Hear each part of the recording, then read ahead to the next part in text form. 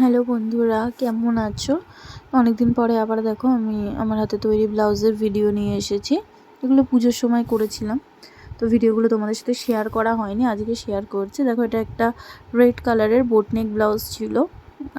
তোমার হচ্ছে পেছনটা ভি গলা ছিল আর পুরোটা লেসে ছিল তোমার মানে সাইডগুলো, প্লাস হচ্ছে তোমার ওই টেম্পেল লেসগুলো দিয়ে বসানো ছিল নিচটা। আর একদম স্লিপলেস ছিল আর পেছনে বো করে দেওয়া ছিল। ব্লাউজটা কেমন হয়েছে কমেন্ট করো বন্ধুরা, দেখো যদি ভালো লাগে তাহলে বলবে।